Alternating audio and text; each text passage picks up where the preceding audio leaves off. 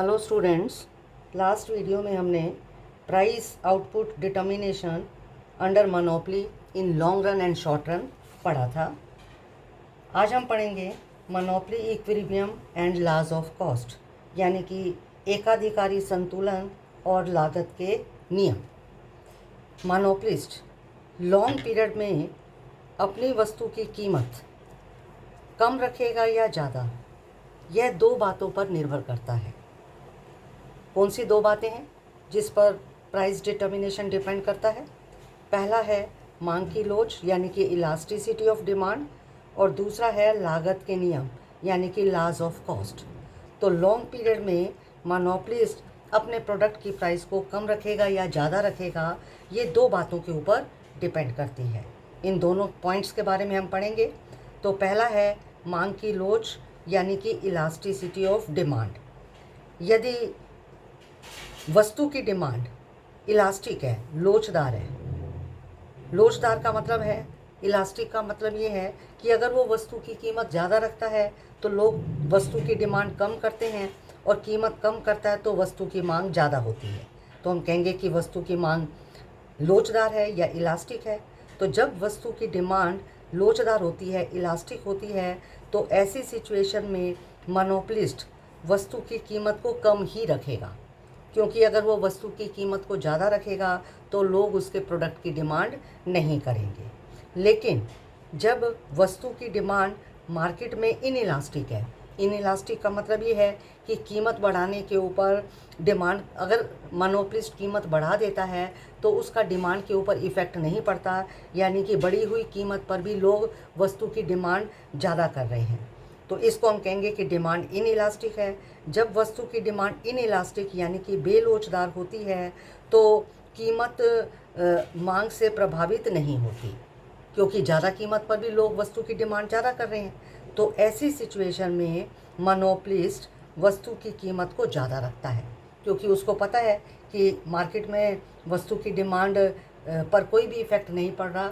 अगर वस्तु की कीमत को बढ़ा दिया जाता है तो वो क्या करता है, वस्तु की कीमत को पहले से अधिक रख देता है।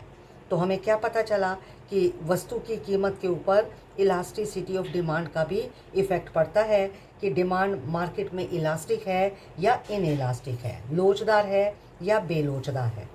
इसके साथ साथ वस्तु की कीमत के ऊपर लागत के नियमों का भी प्रभाव पड़ता है। तो effect of laws of cost on monopoly price कैसे पड़ता है, मोनोपोली प्राइस के ऊपर लॉज ऑफ कॉस्ट का इफ़ेक्ट कैसे पड़ता है, इसके बारे में हम पढ़ेंगे। कि एक मोनोपोलिस्ट वस्तु की कीमत को निश्चित करते समय ये भी ध्यान में रखता है कि लागत का कौन सा नियम, कौन सा लॉज ऑफ कॉस्ट अप्लाई हो रहा है। लागत के नियमों को ध्यान में रखकर भी वो वस्तु की कीमत को निश्चित करता है। हमें पता है लॉज ऑफ कॉस्ट तीन तरह के होते हैं। पहला हमारा आता है इंक्रीजिंग कॉस्ट यानी कि बढ़ती लागत, दूसरा हमारा आता है डिक्रीजिंग कॉस्ट यानी कि घटती लागत, और तीसरा होता है कांस्टेंट कॉस्ट यानी कि समान लागत। तो इन लागत के नियमों का भी वस्तु की कीमत के ऊपर प्रभाव पड़ता है। तो इनके बारे में हम डिटेल से पढ़ेंगे। पहला है इंक्रीजिंग कॉस्ट यानी कि बढ़ती लागत। बढ़ती लागत क्या होती है कि जब उत्पादक वस्तु का उत्पादन बढ़ा रहा है, अगर वस्तु का उत्पादन बढ़ाने पर प्रोडक्शन की कॉस्ट बढ़ रही है तो हम कहेंगे कि प्रोडक्शन इंक्रीजिंग कॉस्ट के अंतर्गत हो रहा है। यानी कि प्रोडक्शन बढ़ाने पर अगर लागत कॉस्ट बढ़ रही है तो हम कहेंगे कि इंक्रीजिंग कॉस्ट का लॉ अप्लाई हो रहा है। और अगर इंक्रीजिंग कॉस्ट का लॉ अप्लाई हो रहा है तो ऐसी सिचुएशन में मोनोपोलिस्ट क्या करेगा, वह उत्पादन को कम करेगा, ठीक है, लेकिन वो कीमत कम नहीं करेगा, कीमत को अधिक ही रखेगा, क्योंकि उसकी मोनोपोली है, ठीक है। तो जब इंक्रीजिंग कॉस्ट का लॉ अप्लाई हो रहा है तो मोनोपोलिस्ट को उत्पादन क्या करना चाहिए, कम करना चाहिए। उत्पादन तो वो कम कर देता है लेकिन वो कीमत को कम नहीं करता। कीमत कैसी रहती है, कीमत अधिक ही रहती है। तो एक इंक्रीजिंग कॉस्ट की सिचुएशन में, इंक्रीजिंग कॉस्ट की सिचुएशन में किस तरह से वो वस्तु की कीमत को अधिक रखता है और मोनोपोलिस्ट सुपर नॉर्मल प्रॉफिट को प्राप्त करता है, इसको हम डायग्राम से समझेंगे। हाँ जी, देखिए क्या हमने किया है। एक्स एक्सिस पर हमने आउटपुट लिया है, वाई एक्सिस पर हमने लिया है revenue and cost. X axis पर आउटपुट, वाई एक्सिस पर revenue and cost. Increasing cost का नियम, law of increasing cost apply हो रहा है। ऐसी सिचुएशन में अब हम डायग्राम बना रहे हैं।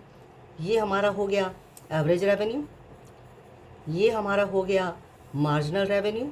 मोनोपोली की सिचुएशन में आपको पता है कि एवरेज रेवेन्यू मार्जिनल रेवेन्यू दोनों नीचे की तरफ गिरे हुए होते हैं, ठीक है। इन जनरल हम मार्जिनल कॉस्ट कैसे डालते हैं, ऐसे ऊपर की तरफ डालते हैं, लेकिन इंक्रीजिंग कॉस्ट की सिचुएशन में हमारी मार्जिनल कॉस्ट ऐसे ऊपर की तरफ नहीं होगी। इंक्रीजिंग कॉस्ट की सिचुएशन में हमारी एवरेज कॉस्ट और मार्जिनल कॉस्ट ऐसी होगी। ये हमारी हो गई एवरेज कॉस्ट, ठीक है, और यहाँ से आप निकालोगे मार्जिनल कॉस्ट। तो इंक्रीजिंग कॉस्ट की सिचुएशन में एवरेज कॉस्ट और मार्जिनल कॉस्ट दोनों ऊपर की तरफ होंगी, ठीक है। एवरेज कॉस्ट की भी ये शेप लेनी है, मार्जिनल कॉस्ट की भी ये शेप लेनी है। मार्जिनल कॉस्ट आपने ऐसे नहीं लेनी है, ठीक है। ये एवरेज कॉस्ट है, ये मार्जिनल कॉस्ट है, दोनों इस तरह से ऊपर की ओर उठी हुई हैं। तो हम देखेंगे कि इक्विलिब्रियम कहाँ होगा। इक्विलिब्रियम वहाँ पर होगा जहाँ पर मार्जिनल कॉस्ट मार्जिनल रेवेन्यू को कट कर रही है। इक्विलिब्रियम की कंडीशन तो सेम है। मार्जिनल कॉस्ट मार्जिनल रेवेन्यू को कहाँ कट कर रही है, ये लाइन आपकी ये मार्जिनल कॉस्ट है और ये लाइन आपकी मार्जिनल रेवेन्यू है। मार्जिनल रेवेन्यू मार्जिनल कॉस्ट को कहाँ कट कर रही है, यहाँ कट कर रही है। तो ये हो जाएगा हमारा इक्विलिब्रियम का पॉइंट। यहाँ से आपने क्या करना है, यहाँ से लाइन आपने नीचे की तरफ डाल देनी है और यही लाइन आपने आगे एवरेज रेवेन्यू तक एक्सटेंड कर देनी है। तो हम कहेंगे कि ओ क्यू प्रोडक्शन हो रहा है। ओ क्यू प्रोडक्शन करने की कीमत कितनी हो गई, ओ क्यू प्रोडक्शन करने की कीमत, मान लो हम इसको कीमत यहाँ दे दें और इसका नाम दे दें ए। ओ क्यू प्रोडक्शन करने की कीमत ओ पी है, ठीक है, या ए क्यू है ओ क्यू प्रोडक्शन करने की, ठीक है। तो मार्जिनल कॉस्ट मार्जिनल रेवेन्यू के बराबर यहाँ पर है, ठीक है। और अब आप देखो कि ओ क्यू प्रोडक्शन करने पर हमें एवरेज रेवेन्यू कितना मिल रहा है। ओ क्यू प्रोडक्शन करने पर ये लाइन एवरेज रेवेन्यू कितना मिल रहा है, ये एवरेज रेवेन्यू हम यहाँ लिख रहे हैं at O Q production. Average revenue is equal to A Q. O Q production करने पर ये लाइन एवरेज रेवेन्यू को यहाँ कट कर रही है। Average revenue is equal to A Q, ठीक है। एट ओ क्यू प्रोडक्शन, अगर हम ओ क्यू प्रोडक्शन कर रहे हैं तो एवरेज कॉस्ट कितनी है। अब ये लाइन देखो, ओ क्यू प्रोडक्शन करने पर एवरेज कॉस्ट कितनी है, ये लाइन एवरेज कॉस्ट को कहाँ कट कर रही है, ये एवरेज कॉस्ट लाइन है। ओ क्यू प्रोडक्शन करने पर एवरेज कॉस्ट यहाँ है, ठीक है, इसको नाम दे दिया B. At O Q production average cost is equal to B Q, यानी कि इतना है। एवरेज कॉस्ट हमारी बी क्यू है, एवरेज रेवेन्यू ए क्यू है, यानी कि जब बढ़ती लागत, इसका मतलब क्या हुआ कि एवरेज रेवेन्यू एवरेज कॉस्ट से कितनी ज़्यादा है, ए बी ज़्यादा है, ठीक है। यानी कि average revenue is greater than average cost, ठीक है। एवरेज रेवेन्यू एवरेज कॉस्ट से कितनी ज़्यादा है, ए बी ज़्यादा है, ठीक है। एवरेज रेवेन्यू एवरेज कॉस्ट से ए बी ज़्यादा है। तो इसका मतलब इतना जो है सुपर नॉर्मल प्रॉफिट, ये हमारा हो गया सुपर नॉर्मल प्रॉफिट। इतना सुपर नॉर्मल प्रॉफिट मोनोपोलिस्ट को होगा। तो हमें क्या पता चला, अगर इंक्रीजिंग कॉस्ट इंडस्ट्री है, यानी कि उत्पादन बढ़ाने पर लागत बढ़ रही है, तो ऐसी सिचुएशन में भी मोनोपोलिस्ट को सुपर नॉर्मल प्रॉफिट, तो भी वो सुपर नॉर्मल प्रॉफिट ही प्राप्त करता है। यानी कि वो क्या करता है, प्रोडक्शन को कम कर देता है, लेकिन तो भी उसको सुपर नॉर्मल प्रॉफिट होते हैं। प्रोडक्शन कम कर देता है लेकिन कीमत को वो कम नहीं करता और सुपर नॉर्मल प्रॉफिट प्राप्त करता है। ये हमने पढ़ा, ठीक है। ए बी हमारा क्या हो गया, ए बी हमारा हो गया सुपर नॉर्मल, इसको हम लिख रहे हैं सुपर नॉर्मल प्रॉफिट, ठीक है। अब उसके बाद दूसरा हम ले रहे हैं घटती लागत, यानी कि डिक्रीजिंग कॉस्ट इंडस्ट्री। यानी कि अगर उत्पादन बढ़ाने पर उत्पादन करने की जो लागत है, कॉस्ट है, वो कम हो रही है, तो ऐसी सिचुएशन में मोनोपोलिस्ट को क्या करना चाहिए, ऐसी सिचुएशन में मोनोपोलिस्ट को ज़्यादा प्रोडक्शन, अधिक उत्पादन करना चाहिए, क्योंकि उत्पादन बढ़ाने पर, प्रोडक्शन बढ़ाने पर लागत तो कम हो रही है, कॉस्ट कम हो रही है, तो उसको ज़्यादा प्रोडक्शन करना चाहिए और उसको कीमत को कम करना चाहिए। लेकिन जब घटती लागत का नियम लागू हो रहा है, डिक्रीजिंग कॉस्ट अप्लाई हो रही है, तो भी मोनोपोलिस्ट सुपर नॉर्मल प्रॉफिट ही प्राप्त करता है। तो किस तरह से सुपर नॉर्मल प्रॉफिट प्राप्त करता है डिक्रीजिंग कॉस्ट की सिचुएशन में, इसको हमने डायग्राम से समझना है। ये आपकी हो गई एवरेज रेवेन्यू, इसके नीचे हमने मार्जिनल रेवेन्यू डालनी है, ठीक है। अब उसके बाद हमने एवरेज कॉस्ट और मार्जिनल कॉस्ट डालना है। मार्जिनल कॉस्ट इस तरीके से नहीं डालना, जब घटती लागत का नियम लागू हो रहा है तो इसमें एवरेज कॉस्ट और मार्जिनल कॉस्ट हमारी दोनों क्या है, नीचे की तरफ आएंगे। ठीक है, एवरेज कॉस्ट और मार्जिनल कॉस्ट ये आपकी हो गई एवरेज कॉस्ट, इसके नीचे आप डाल दो मार्जिनल कॉस्ट, ये आपकी हो गई मार्जिनल कॉस्ट। ठीक है, इस तरीके से डालनी है। मार्जिनल कॉस्ट आपकी इस तरीके से नहीं है, एवरेज कॉस्ट, और ये हो गई आपकी मार्जिनल कॉस्ट। ठीक है, तो ऐसी सिचुएशन में अब देखो इक्विलिब्रियम कहाँ पर है। अब आप देखो कि मार्जिनल कॉस्ट मार्जिनल रेवेन्यू को कहाँ कट कर रही है, ये आपकी मार्जिनल कॉस्ट लाइन है और ये आपकी मार्जिनल रेवेन्यू लाइन है। मार्जिनल कॉस्ट मार्जिनल रेवेन्यू को यहाँ कट कर रही है, ये इक्विलिब्रियम का पॉइंट हो गया। ठीक है, जहाँ कट कर रही है वो इक्विलिब्रियम का पॉइंट हो गया। तो यहाँ से लाइन आपने क्या करनी है, यहाँ से लाइन आपने नीचे प्रोडक्शन तक डालनी है और इसको ऊपर एवरेज रेवेन्यू तक आपने एक्सटेंड कर देना है। तो हमें क्या पता चला, OQ प्रोडक्शन करने पर हमें एवरेज रेवेन्यू कितनी मिल रही है। ये लाइन एवरेज रेवेन्यू को कहाँ कट कर रही है, यहाँ कट कर रही है, इसका नाम हमने दे दिया A, और यहाँ से लाइन डाल दी, ये कीमत OP हो गई, OP कीमत हो गई। या OQ प्रोडक्शन करने पर हमें एवरेज रेवेन्यू का मतलब प्राइस ही होता है। ठीक है, OQ प्रोडक्शन करने पर एवरेज रेवेन्यू हमें कितना मिल रहा है, AQ मिल रहा है। यही बात हम यहाँ लिख रहे हैं, एट OQ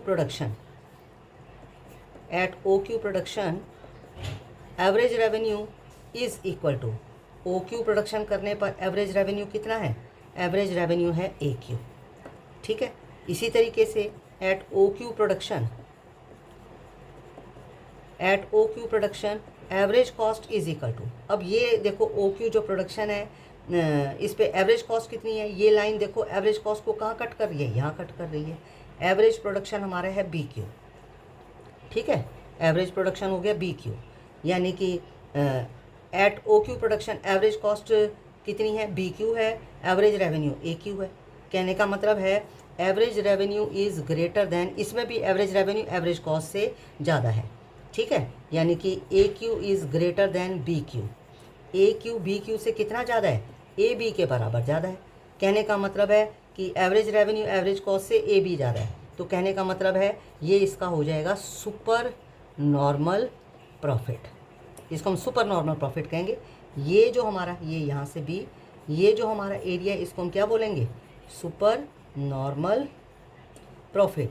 तो हमें क्या पता चला, अगर डिक्रीजिंग कॉस्ट इंडस्ट्री है तो मोनोपोलिस्ट क्या करता है, डिक्रीजिंग कॉस्ट इंडस्ट्री है तो मोनोपोलिस्ट को प्रोडक्शन ज़्यादा करना चाहिए और कीमत कम करना चाहिए। तो ऐसी सिचुएशन में भी, डिक्रीजिंग कॉस्ट इंडस्ट्री की सिचुएशन में भी मोनोपोलिस्ट सुपर नॉर्मल प्रॉफिट को प्राप्त करता है।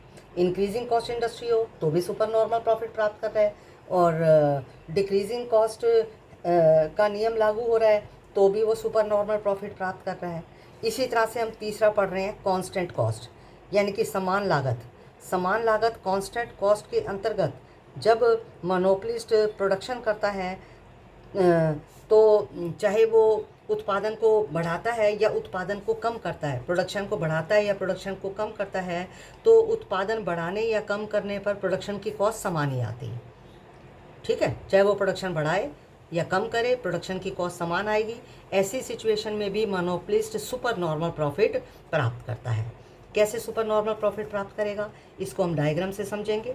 एक्स एक्सिस पर आउटपुट लिया, वाई एक्सिस पर हमने रेवेन्यू और कॉस्ट ली।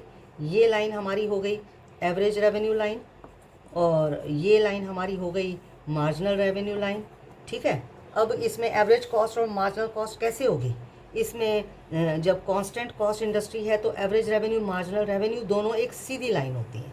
ये दोनों, यही एवरेज रेवेन्यू है और यही हमारी एवरेज कॉस्ट है और यही हमारी क्या है, मार्जिनल कॉस्ट है। ठीक है, एवरेज कॉस्ट मार्जिनल कॉस्ट ये दोनों सेम है, यही मार्जिनल कॉस्ट है, यही एवरेज कॉस्ट है। ठीक है, तो अब आप देखो इक्विलिब्रियम कहाँ पर होगा, इक्विलिब्रियम तो वहाँ होता है जहाँ मार्जिनल कॉस्ट मार्जिनल रेवेन्यू को कट करती है। मार्जिनल कॉस्ट, ठीक है, मार्जिनल कॉस्ट, ये लाइन मार्जिनल कॉस्ट है और ये line marginal revenue. Marginal cost marginal revenue को कहाँ कट कर रही है, यहाँ कट कर रही है। ये हमारा इक्विलिब्रियम का पॉइंट हो गया। यहाँ से लाइन आपने क्या करनी है, यहाँ से लाइन आपने नीचे की तरफ डाल देनी है, यही लाइन आपने ऊपर की तरफ निकाल दी है। OQ प्रोडक्शन करने पर हमारी एवरेज रेवेन्यू कितनी है, एवरेज रेवेन्यू OP या AQ, ये लाइन एवरेज रेवेन्यू को यहाँ कट कर रही है। ये बात हम लिख रहे हैं at OQ production average revenue is equal to A Q, ठीक है। ओ क्यू प्रोडक्शन के ऊपर एवरेज रेवेन्यू कितनी है, ए क्यू है। फिर at O Q production average cost is equal to, ये ओ क्यू प्रोडक्शन के ऊपर एवरेज कॉस्ट कहाँ कट कर रही है, यहीं कट कर रही है। एवरेज कॉस्ट हमारी कितनी है, एवरेज कॉस्ट हमारी ई क्यू है, ठीक है। यानी कि कॉस्ट कम है और रेवेन्यू ज़्यादा है। Average revenue is greater than average cost, यानी कि A Q is greater than E Q. कितनी ज़्यादा है, ए ई ज़्यादा है, इतनी ज़्यादा है। ये क्या कहलाएंगे, ये कहलाएंगे सुपर नॉर्मल, ये कहलाएंगे सुपर नॉर्मल प्रॉफिट, ठीक है। तो कहने का मतलब है जब कांस्टेंट कॉस्ट इंडस्ट्री अप्लाई हो रही है तो भी सुपर नॉर्मल प्रॉफिट प्राप्त होते हैं। चाहे कोई भी, कहने का मतलब है चाहे कोई भी लागत का नियम लागू हो रहा हो, चाहे इंक्रीजिंग कॉस्ट है, डिक्रीजिंग कॉस्ट है, कांस्टेंट कॉस्ट है, एक जो मोनोपलिस्ट है उसको मोनोपलिस्ट हर सिचुएशन में सुपर नॉर्मल प्रॉफिट प्राप्त करता है। ये हमें पता चला। अब उसके बाद हम नेक्स्ट हेडिंग करने जा रहे हैं। नेक्स्ट हेडिंग हमारा क्या है, नेक्स्ट हेडिंग हमारा है मेजर ऑफ मोनोपली पावर, एकाधिकारी शक्ति का माप। हम मोनोपली पावर का मेजरमेंट कैसे करेंगे, एकाधिकारी शक्ति का माप कैसे करेंगे। मोनोपली पावर को मेजरमेंट, मोनोपली पावर पहले होती क्या है। Monopoly power is the power to effect the price and output of monopoly. यानी कि एकाधिकारी शक्ति क्या होती है, monopoly power is a power, एक ऐसी पावर है जो कि प्राइस, मोनोपलिस्ट की प्राइस और आउटपुट को इफ़ेक्ट करती है। वो पावर जो मोनोपलिस्ट के प्राइस आउटपुट को इफ़ेक्ट करती है उसको मोनोपली पावर कहते हैं। यानी कि उत्पादन की मात्रा और कीमत को प्रभावित करने की शक्ति को, जो उत्पादन की मात्रा और कीमत को प्रभावित करती है, उत्पादन की मात्रा और कीमत को प्रभावित करने की शक्ति को मोनोपली पावर कहते हैं। Monopoly power is the power to effect the price and output of monopolist, ठीक है। ये जो मोनोपली पावर है इसको दो मेथड से हम मेज़र कर सकते हैं। मोनोपली पावर को दो मेथड से कैसे मेज़र कर सकते हैं। पहला हम इसमें पढ़ेंगे लर्नर्स मेज़रमेंट, यानी कि लर्नर एक इकोनॉमिस्ट हैं, उन्होंने मोनोपली पावर को कैसे डिटर्मिन किया है। दूसरा बेन्स, ये भी एक इकोनॉमिस्ट हैं, उन्होंने मोनोपली पावर को किस तरह से मेज़र किया है। सबसे पहले हम पढ़ रहे हैं लर्नर्स मेज़रमेंट, यानी कि लर्नर ने मोनोपली पावर को किस तरह से डिटर्मिन किया है।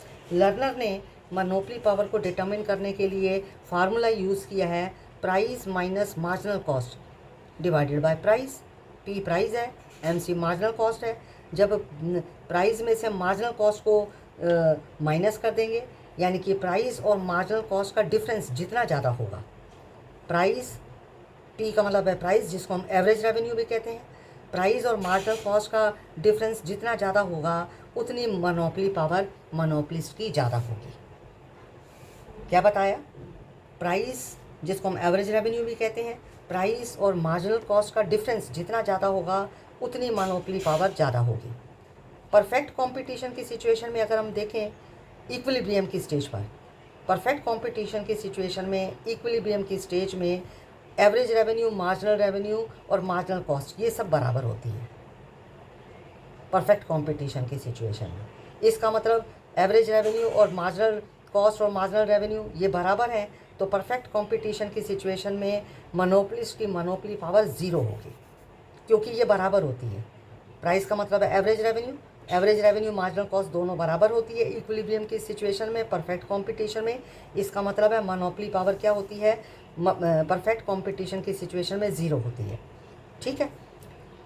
लेकिन मोनोपली की सिचुएशन में एवरेज रेवेन्यू मार्जिनल कॉस्ट से ज़्यादा होती है, प्राइस मार्जिनल कॉस्ट से ज़्यादा होती है, ठीक है। और प्राइस मार्जिनल कॉस्ट से जितनी ज़्यादा होगी उसका मोनोपली पावर उतनी ज़्यादा होगी, और प्राइस मार्जिनल कॉस्ट से जितनी कम होगी उसकी मोनोपली पावर उतनी कम मिलेगी। तो कहने का मतलब ये है कि परफेक्ट कंपटीशन की सिचुएशन में अगर हम देखें तो मोनोपली पावर ज़ीरो होती है, क्योंकि एवरेज रेवेन्यू और मार्जिनल कॉस्ट दोनों बराबर होता है। लेकिन मोनोपली की सिचुएशन अगर हम देखें तो प्राइस और मार्जिनल कॉस्ट में हमें डिफरेंस मिलता है, यानी कि प्राइस हमेशा हमें मोनोपली की सिचुएशन में मार्जिनल कॉस्ट से ज़्यादा मिलेगी, क्योंकि प्राइस मार्जिनल कॉस्ट से ज़्यादा होती है। इसलिए परफेक्ट कंपटीशन की सिचुएशन में हमें मोनोपली पावर देखने को मिलती है।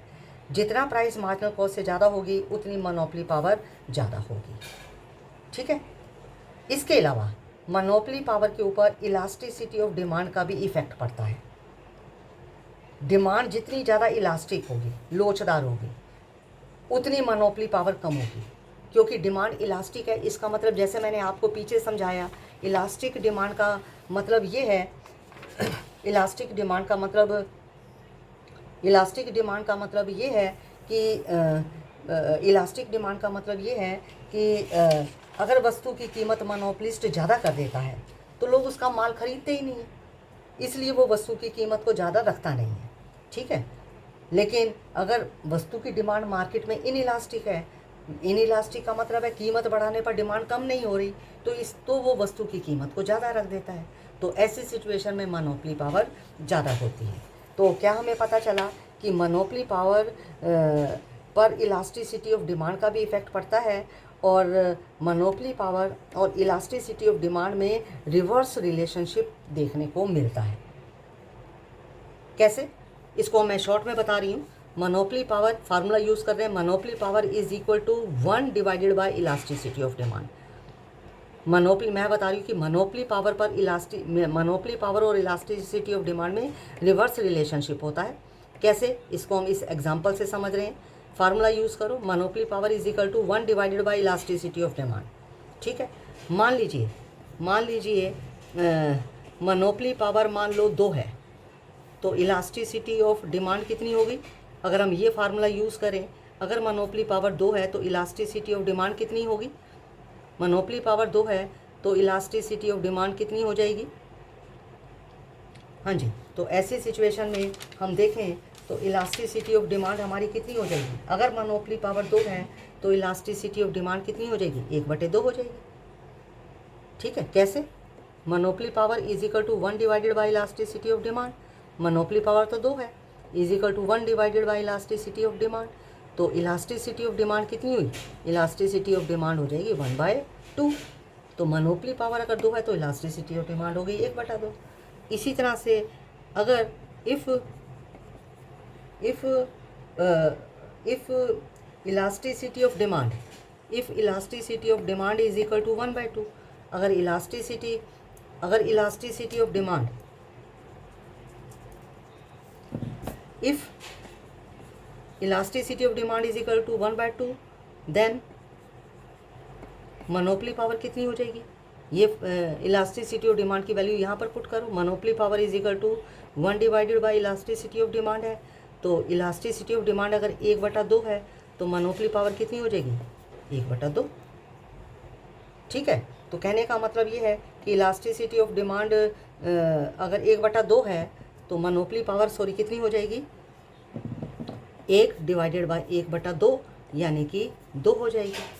तो कहने का मतलब है अगर इलास्टिसिटी ऑफ डिमांड 1/2 है तो मोनोपोली पावर 2 हो गई। ठीक है। अगर मोनोपोली पावर 2 है तो इलास्टिसिटी ऑफ डिमांड क्या हो जाएगी? 1/2 हो जाएगी। रिवर्स है। कहने का मतलब इलास्टिसिटी ऑफ डिमांड 1/2 है तो मोनोपोली पावर ज़्यादा होगी। ठीक है। और अगर मोनोपोली पावर 2 है तो इलास्टिसिटी डिमांड 1/2 होगी, यानी कि रिवर्स होगी। समझ आ गई मेरी बात की नहीं? तो मोनोपोली पावर और इलास्टिसिटी ऑफ डिमांड में क्या होता है? रिवर्स रिलेशनशिप पाया जाता है। तो ये आपको बताया कि लर्नर ने इलास्टिसिटी ऑफ डिमांड को किस तरह से मेज़र किया है, और हमने पढ़ा कि इलास्टिसिटी ऑफ डिमांड लर्नर ने मोनोपोली पावर को कैसे डिटरमिन किया है, और हमने पढ़ा कि मोनोपोली पावर के ऊपर इलास्टिसिटी ऑफ डिमांड का भी इफ़ेक्ट पड़ता है। अब उसके बाद हम नेक्स्ट पढ़ रहे हैं बेन्स मेजरमेंट, यानी कि बेन भी एक इकोनॉमिस्ट हैं। बेन ने मोनोपोली पावर को किस तरह से डिटरमिन किया है? बेन ने मोनोपोली पावर को डिटरमिन करने के लिए फार्मूला यूज़ किया है, monopoly power is equal to average revenue minus average cost. Average revenue और एवरेज कॉस्ट का डिफरेंस जितना ज़्यादा होगा मोनोपोली पावर उतनी ज़्यादा होगी। ठीक है। एवरेज रेवेन्यू एवरेज कॉस्ट का डिफरेंस जितना ज़्यादा होगा मोनोपोली पावर उतनी ज़्यादा होगी। ठीक है। अगर अब हम देखें परफेक्ट कंपटीशन की सिचुएशन में, परफेक्ट कंपटीशन की सिचुएशन लें और लॉन्ग टर्म पीरियड लें। लॉन्ग टर्म पीरियड है, परफेक्ट कंपटीशन की सिचुएशन है, तो ऐसी सिचुएशन में एवरेज रेवेन्यू और एवरेज कॉस्ट दोनों बराबर होती है। ठीक है। इन परफेक्ट कंपटीशन, क्या बता रही हूँ? In perfect competition in long run, in perfect competition in long run average revenue is equal to average cost, क्योंकि परफेक्ट कॉम्पिटिशन की सिचुएशन में लॉन्ग रन में एवरेज रेवेन्यू एवरेज कॉस्ट बराबर होती है, ठीक है, रेवेन्यू और कॉस्ट दोनों बराबर होती है। तो ऐसी सिचुएशन में क्योंकि कॉस्ट दोनों बराबर होती हैं, ऐसी सिचुएशन में केवल मोनोपोलिस्ट को नॉर्मल प्रॉफिट ही मिलते हैं, ठीक है, क्योंकि ये दोनों बराबर है। लेकिन अगर मोनोपोली की सिचुएशन देखें, इन मोनोपोली में देखें और लॉन्ग रन में देखें, मोनोपोली की सिचुएशन में देखें, लॉन्ग रन में देखें, हमेशा लॉन्ग रन में एवरेज रेवेन्यू एवरेज कॉस्ट से ज़्यादा होगी, यानी कि मोनोपोलिस्ट को सुपर नॉर्मल प्रॉफिट मिलेंगे। मोनोपोलिस्ट को क्या मिलेंगे? सुपर नॉर्मल प्रॉफिट मिलेंगे, ठीक है। तो परफेक्ट कंपटीशन की सिचुएशन हो, लॉन्ग रन हो, एवरेज कॉस्ट एवरेज रेवेन्यू दोनों बराबर होते हैं, यानी कि जब एवरेज कॉस्ट एवरेज रेवेन्यू दोनों बराबर होंगे तो नॉर्मल प्रॉफिट होंगे। लेकिन मोनोपोली की सिचुएशन ले, लॉन्ग रन ले, एवरेज रेवेन्यू हमेशा एवरेज कॉस्ट से ज़्यादा मिलेगी लॉन्ग रन में, तो इसका मतलब है जब रेवेन्यू कॉस्ट से ज़्यादा होगी तो सुपर नॉर्मल में प्रॉफिट मोनोपोलिस्ट को मिलते हैं। तो बेन ने मोनोपोली पावर को डिटरमिन करने के लिए ये फार्मूला यूज़ किया है, ठीक है। तो इसके साथ हमारा measurement of monopoly power complete हो गया। दो इकोनॉमिस्ट लर्नर और बेन्स ने मोनोपोली पावर को कैसे डिटरमिन किया ये हमने सीखा, कंप्लीट हो गया। अब हम नेक्स्ट हेडिंग पढ़ रहे हैं, comparison between monopoly and perfect competition. हमने मोनोपोली की सिचुएशन के बारे में पढ़ा, परफेक्ट कंपटीशन की सिचुएशन के बारे में पढ़ा, इन दोनों का कंपैरिजन करेंगे, इनकी तुलना करेंगे। कंपैरिजन इनका कैसे करेंगे? कंपैरिजन में पहला पॉइंट आता है फर्मों का उद्देश्य, यानी कि गोल्स ऑफ द फर्म। चाहे परफेक्ट कंपटीशन की सिचुएशन हो, चाहे मोनोपोली की सिचुएशन हो, दोनों ही सिचुएशन में फर्मों का उद्देश्य क्या होता है? दोनों ही सिचुएशन में फर्मों का उद्देश्य मैक्सिमम प्रॉफिट अर्न करना होता है। दोनों का उद्देश्य दोनों परिस्थितियों में सेम है। सेकंड पॉइंट आता है डिफरेंस का, उत्पादन संबंधी मान्यता, एजम्पशन रिगार्डिंग प्रोडक्शन। तो प्रोडक्शन संबंधी क्या एजम्पशन है? अगर हम परफेक्ट कंपटीशन की सिचुएशन देखते हैं तो हमें पता है कि परफेक्ट कंपटीशन की सिचुएशन में हर विक्रेता, हर सेलर जो मार्केट में प्रोडक्ट बेच रहा है वो यूनिफॉर्म होता है, होमोजीनियस होता है, एक समान होता है। लेकिन मोनोपोली की सिचुएशन में जो मोनोपोलिस्ट प्रोडक्ट मार्केट में बेच रहा है वो एक जैसा हो भी सकता है और नहीं भी हो सकता, दोनों में से कुछ भी हो सकता है। तीसरा डिफरेंस आता है क्रेताओं और विक्रेताओं की संख्या, assumption regarding number of buyers and seller. अगर हम परफेक्ट कंपटीशन की सिचुएशन देखते हैं तो number of buyers and seller perfect competition की सिचुएशन में काफ़ी ज़्यादा होते हैं, लेकिन मोनोपोली की सिचुएशन में बायर तो ज़्यादा होते हैं लेकिन सेलर एक ही होता है।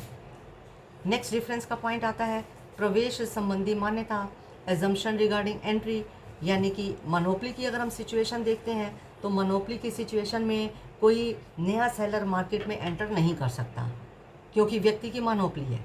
लेकिन परफेक्ट कंपटीशन की सिचुएशन में कोई भी सेलर कभी भी मार्केट में आकर अपने प्रोडक्ट को बेच सकता है, यानी कि नए सेलर के आने जाने के ऊपर कोई भी रोक टोक नहीं होती है। नेक्स्ट डिफरेंस का हमारा पॉइंट आता है मांग वक्र का आकार, यानी कि शेप ऑफ डिमांड कर्व। अब दोनों सिचुएशन में मांग वक्र कैसा होता है इसको हम डायग्राम से समझते हैं, जो कि हमने पहले भी किया हुआ है।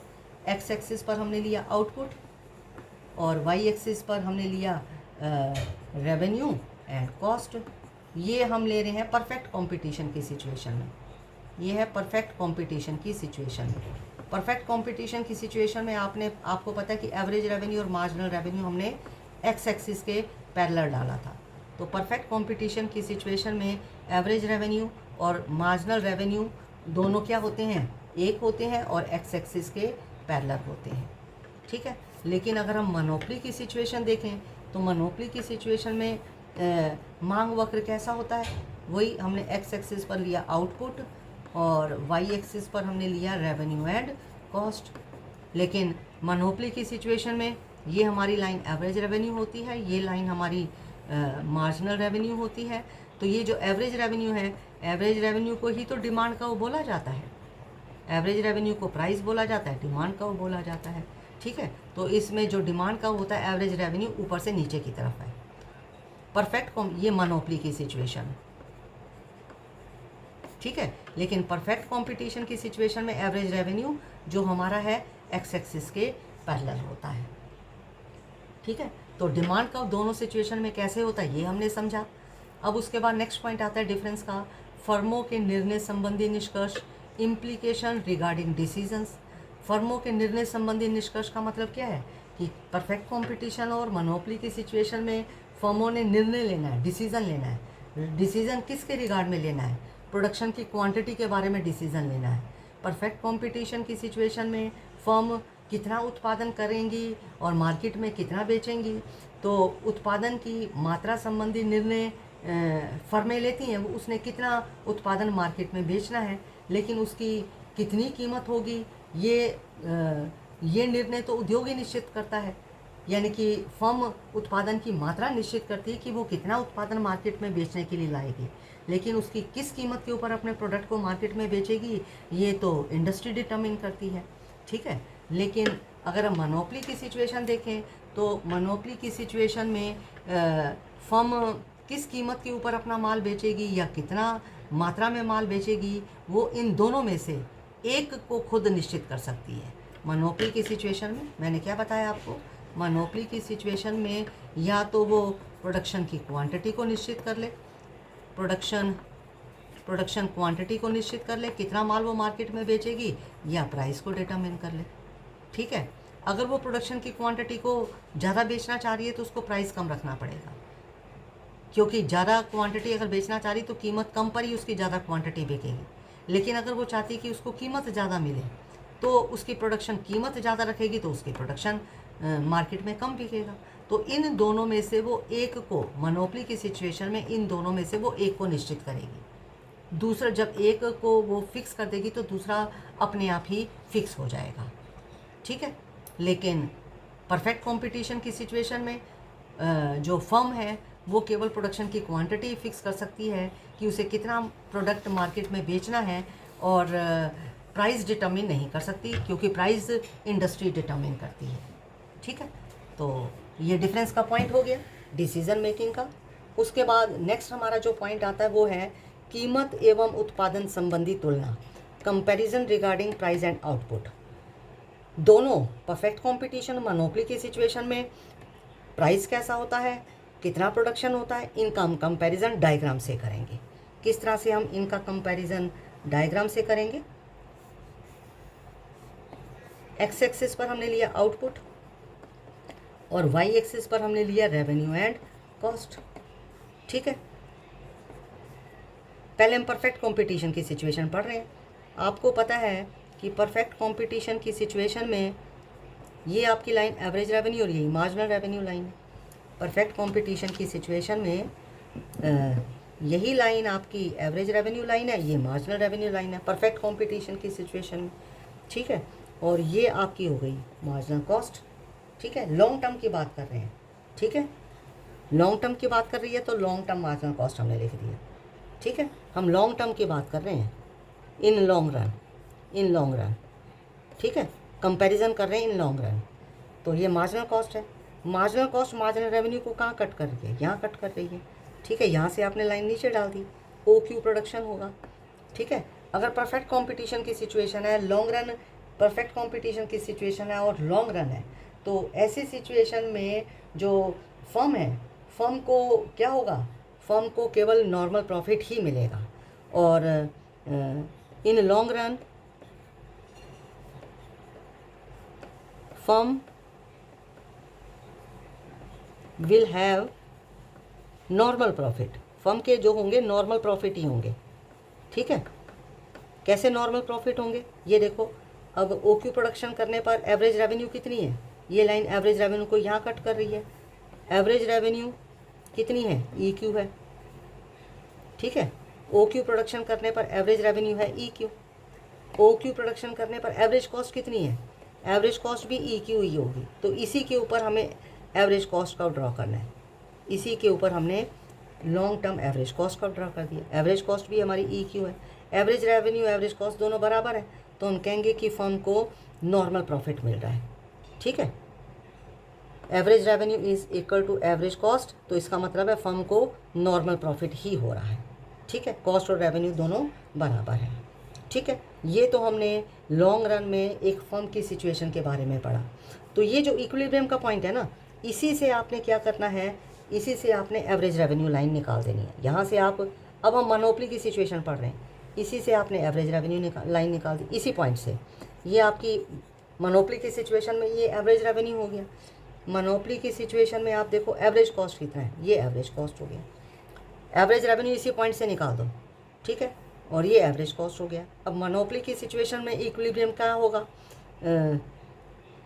इन case of monopoly?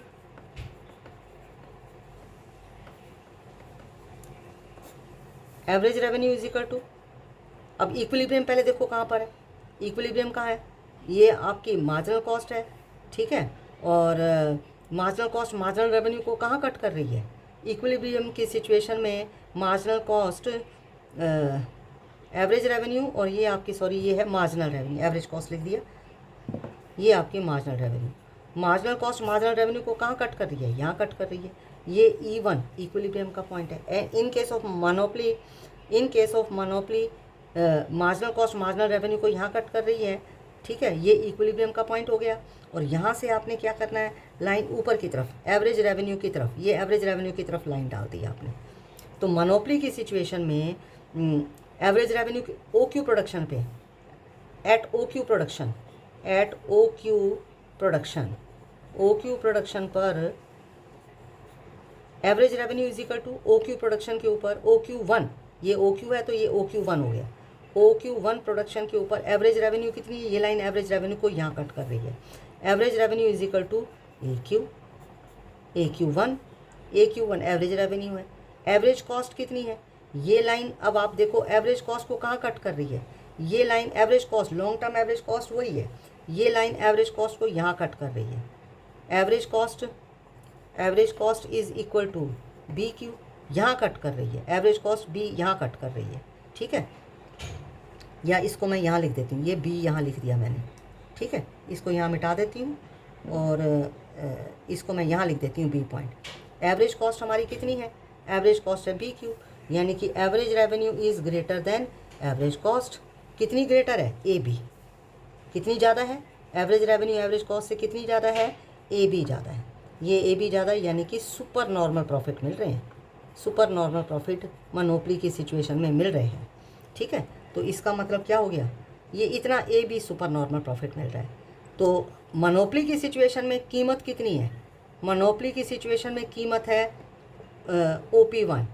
Perfect competition की सिचुएशन, ये एवरेज रेवेन्यू मार्जिनल रेवेन्यू है, परफेक्ट कंपटीशन की सिचुएशन में कीमत कितनी है, OP है, ठीक है। तो हमें क्या पता चला कि मोनोपोली की सिचुएशन में सुपर नॉर्मल प्रॉफिट हो रहे हैं और परफेक्ट कंपटीशन की सिचुएशन में केवल नॉर्मल प्रॉफिट हो रहे हैं। और पर मोनोपोली की सिचुएशन में अगर हम कीमत देखें, OQ1 प्रोडक्शन हो रहा है, कीमत कितनी है, OP1 है। और परफेक्ट कंपटीशन की सिचुएशन में हम देखें तो कीमत कितनी है, OP। तो कहने का मतलब क्या है कि परफेक्ट कंपटीशन की सिचुएशन में कीमत कम है, मोनोपोली की सिचुएशन में कीमत ज़्यादा है। आउटपुट के बारे में देखें तो परफेक्ट कंपटीशन की सिचुएशन में आउटपुट कितना हो रहा है, OQ हो रहा है, OQ हो रहा है, लेकिन मोनोपोली की सिचुएशन में प्रोडक्शन कितना हो रहा है, OQ1 हो रहा है, यानी कि मोनोपोली की सिचुएशन में OQ1 प्रोडक्शन कम हो रहा है, ठीक है, मोनोपोली की सिचुएशन में OQ1 प्रोडक्शन कम हो रहा है और कीमत ज़्यादा है, PP1 कीमत ज़्यादा है। तो पॉइंट हमारा क्या है, कीमत और उत्पादन संबंधी तुलना, यानी कि comparison regarding price and output. तो क्या पता चला, मोनोपोली की सिचुएशन में प्राइस ज़्यादा होती है और उत्पादन कम होता है, लेकिन परफेक्ट कंपटीशन की सिचुएशन में हम देखें तो प्रोडक्शन भी ज़्यादा होता है और कीमत भी कम होती है, ठीक है। अब उसके बाद नेक्स्ट हमारा कंपैरिजन का पॉइंट आता है पूर्ति संबंधित तुलना, यानी कि comparison regarding supply. Perfect competition की सिचुएशन में सप्लाई कैसे होती है, हाँ जी, परफेक्ट कंपटीशन की सिचुएशन में जो सप्लाई है, फर्म जितना ज़्यादा मार्केट में सप्लाई करना चाहे सप्लाई कर सकती है, क्योंकि वस्तु की कीमत उद्योग ने निश्चित कर दी है, उस निश्चित कीमत के ऊपर जितनी सप्लाई करना चाहे सप्लाई कर सकती है। लेकिन मोनोपोली की सिचुएशन में हम सप्लाई डिटरमिन नहीं कर सकते, क्योंकि मोनोपोली की सिचुएशन में मोनोपोलिस्ट डिफरेंट प्राइस के ऊपर डिफरेंट प्रोडक्ट को सप्लाई करता है, उसमें सप्लाई डिटरमिन नहीं हो पाती है। परफेक्ट कंपटीशन में सप्लाई डिटरमिन कर सकते हैं, मोनोपोली की सिचुएशन में सप्लाई डिटरमिन नहीं कर सकते। लास्ट पॉइंट हम डिफरेंस का इनमें पढ़ रहे हैं, कंपैरिजन का पढ़ रहे हैं, लाभ संबंधी तुलना, यानी कि comparison regarding profit. Perfect competition की सिचुएशन हम देखें तो परफेक्ट कंपटीशन की सिचुएशन में लॉन्ग टर्म में फर्मों को केवल नॉर्मल प्रॉफिट ही होता है। शॉर्ट टर्म में तो तीनों सिचुएशन हो सकती है, नॉर्मल प्रॉफिट भी हो सकता है, सुपर नॉर्मल प्रॉफिट भी हो सकता है, और लॉसेस भी हो सकते हैं परफेक्ट कंपटीशन की सिचुएशन में, ठीक है। लेकिन लॉन्ग पीरियड की बात देखें पर इन परफेक्ट कंपटीशन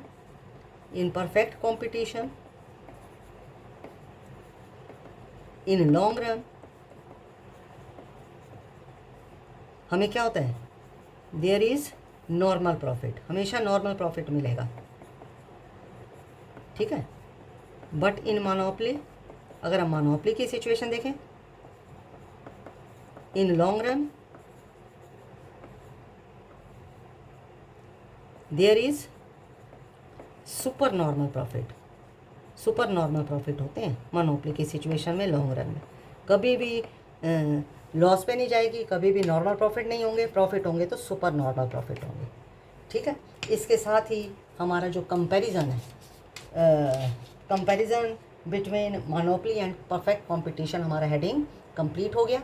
इतना आपने याद करना है और डायग्राम की प्रैक्टिस करनी है।